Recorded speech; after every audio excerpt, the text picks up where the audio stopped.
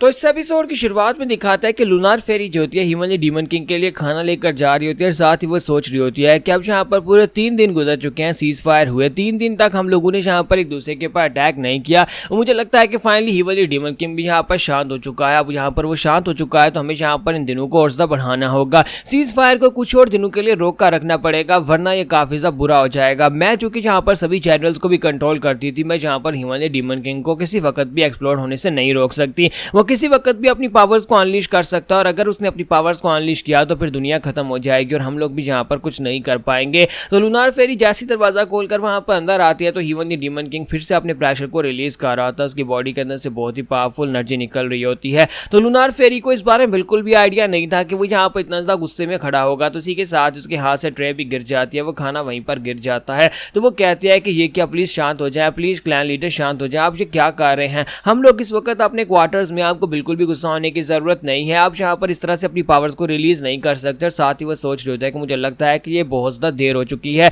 वो इस वक्त इतने ज्यादा गुस्से में है कि मेरी किसी बात को नहीं सुनने वाला। तो इसी के साथ ह्यूमन डीमन उसे कहता है कि मैंने तुमसे क्या कहा था, मैंने तुमसे कहा था कि जल्दी से जल्दी उस दियोन जोखा को मार डालो और बाकी के सभी लोगों को ठिकाने लगाओ, लेकिन तुमने क्या कहा, तुमने कहा था कि तुम यहाँ पर जल्दी से जल्दी ये काम खत्म करोगे और उसके बाद तुमने अभी तक यहाँ पर किया क्यों नहीं और मुझे कितना वेट करना पड़ेगा। तो 3 दिन गुजर गए और तुमने अभी तक यहाँ पर कुछ भी नहीं किया, अगर तुम कुछ नहीं करोगी तो फिर मैं अभी जाता हूँ और जाकर उन सभी को मार डालता हूँ। तो लूनार फेरी कहती है प्लीज मुझे माफ कर दीजिएगा, हम डिमोनिक जनरल्स पूरी कोशिश कर रहे हैं कि हम लोग जाकर उन सभी को मार डालें, लेकिन हमें यहाँ पर तैयारी के लिए थोड़ा सा और वक्त चाहिए होगा। तो वो कहता है कि क्या तुम्हें और टाइम चाहिए, अच्छा तो तुम्हें यहाँ पर और टाइम चाहिए, 3 दिन गुजर गए और अभी तुम्हें और टाइम चाहिए, मैं तुम्हें और ज्यादा बिल्कुल भी टाइम नहीं दे सकता, तुम चाहती हो कि मैं यहाँ पर और ज्यादा वेट करूँ, अब मैं यहाँ पर और ज्यादा वेट नहीं कर सकता और ना ही मैं तुम्हारे पर और ज्यादा भरोसा कर सकता हूँ, लगता है कि अब मुझे खुद अपने हाथों के साथ ये सब कुछ करना पड़ेगा, सारे काम अब मुझे ही करने पड़ेंगे और मैं यहाँ पर उस म्यूजियम को जाकर अभी बर्बाद कर दूंगा, म्यूजियम के सभी लोगों को मार डालूंगा।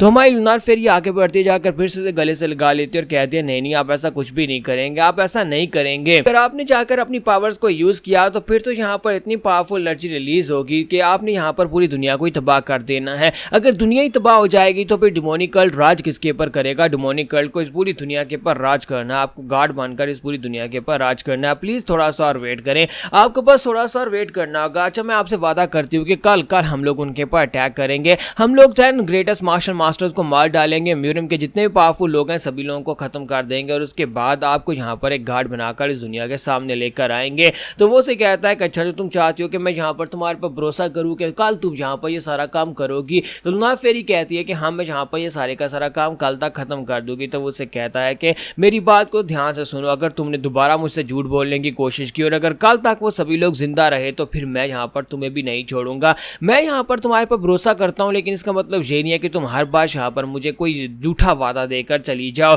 तो इसी के साथ लूनार फेरी जो होती है वहां पर उसे गले से लगाकर खड़ी होती है, लेकिन डीमन किंग जो होता है उसके ऊपर भी अपनी पावर्स को रिलीज करता है और पावर्स को रिलीज करने के बाद से भी समझ आ जाती है कि चाहे मैं यहाँ पर कितनी खास क्यों ना हूँ लेकिन एक झटके में ये मुझे मार डालेगा। और इसी के साथ लूनार फेरी समझ जाती है कि मैं इसका मुकाबला नहीं कर सकती, मुझे यहाँ पर इसे हर हाल में रोकना ही पड़ेगा। तो इसी के साथ लूनार फेरी और भी ज्यादा जोर से उसके साथ चिपक जाती है और कहती है प्लीज प्लीज इस तरह की पावर्स को और ज्यादा यूज मत करें, आपको यहाँ पर इन पावर्स को यूज नहीं करना चाहिए, अगर आप इन पावर्स को यूज करेंगे, इन पावर्स को अनलीश करेंगे तो यहाँ पर से जो चीज निकलेगी यानी कि जाहिर सी बात है वो एक ओरिजिनल डीमन है, ह्यूमन डीमन किंग अगर वो अपने डीमन के रूप में आ जाता है तो वो एक बहुत ही पावरफुल दानव बन जाएगा, एक डीमन गार्ड बन जाएगा और पूरी दुनिया उसके हाथों से तबाह हो जाएगी। इसी वजह से लूनार फेरी उसे अपनी पावर्स को अनलीश करने नहीं दे रही, वो चिल्ला चिल्लाकर उसे कह रही है प्लीज प्लीज शांत हो जाओ, प्लीज शांत हो जाओ, अपनी पावर्स को यूज मत करो। और इसी के साथ ही वो शांत हो जाता है और कहता है तो फिर ठीक है मैं तुम्हें यहाँ पर आखिरी मौका दे रहा हूँ, आखिरी मौका है, अगर तुम यहाँ पर इस मौके को गवा देती हो तो फिर तुम भी मेरे हाथ से नहीं बचोगी, मैं तुम्हें भी नहीं छोड़ूंगा।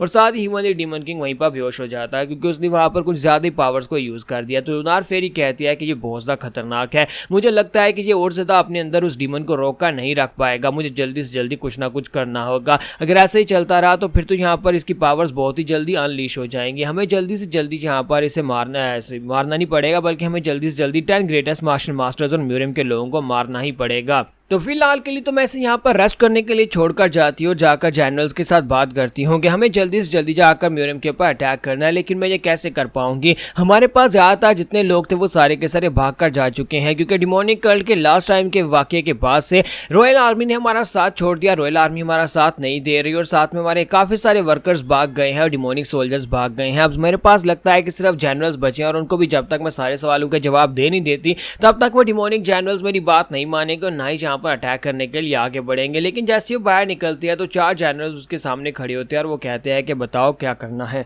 हम सभी लोग यहाँ पर पूरी तरह से तैयार है, तुम्हें पास ऑर्डर देना है। लूनार फेरी बोजदा खुश हो जाती है और कहती है कि ये बेवकूफ अभी तक यहीं पर हैं, चलो अच्छा है इन सभी बेवकूफों का मैं इस्तेमाल कर सकती हूँ। तो लूनार फेरी जो होती है वहाँ पर उन सभी लोगों को अपना साथी भी बांधती है और साथ ही उन सभी लोगों को अंदर ही अंदर बेवकूफ कह रही होती है और सोच रही होती है कि इन सभी को इस्तेमाल किया जा सकता है।